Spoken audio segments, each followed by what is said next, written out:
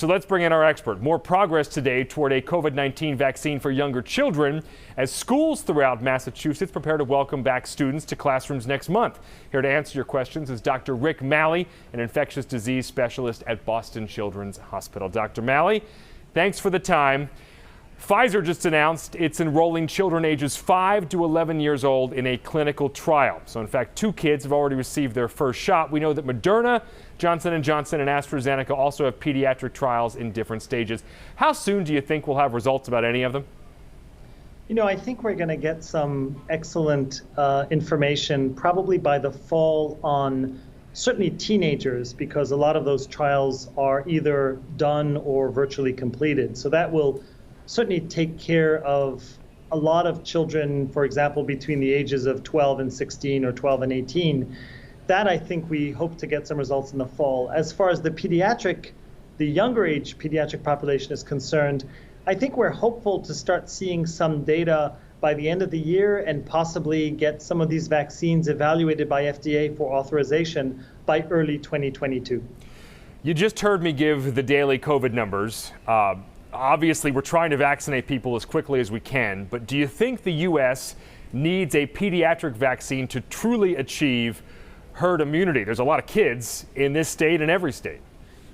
Yeah, it's an excellent question. We don't know exactly what will be required to achieve herd immunity because, unfortunately, there's a lot of unknowns still about what this virus can do with the new variants, how effective the vaccines are at preventing transmission.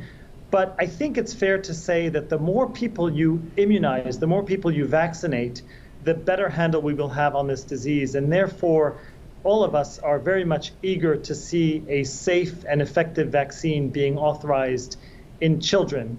The number that is required to control this virus completely is not known, but it's certainly more than what we have today. And the closer we can get to getting everybody vaccinated, the better off we'll be. Yeah, it can't come soon enough with those numbers climbing now for more than a week. All right, education officials say about 90% of school districts in Massachusetts will have elementary students in classrooms full-time by April 5th. Mine actually is already back. They went back this week. I know a lot of schools are trying to get it happening as quickly as possible. So what's your advice to parents who are debating whether to let their child return or maybe opt into that fully remote option? Well, you know, I think in general, we have found, fortunately for our kids and for the education and for their socialization, their well-being, that schools have not really represented major areas of transmission. So kids in general have not caught or transmitted a lot of virus in schools. And so my general advice is that as long as the parent feels comfortable that the school, as most schools really are trying to do, are respecting the rules that have been set up by the CDC, that they're comfortable that the kids are socially or physically distancing, wearing masks, I think the encouragement should really be made that parents should send their kids back to school as soon as that is possible.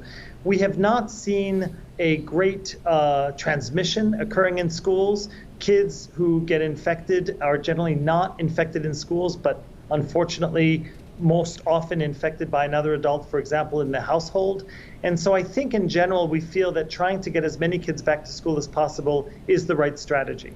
All right, Dr. Rick Malley, an infectious disease specialist from Boston Children's Hospital. Dr. Malley, thanks for your time this evening. My pleasure. Giving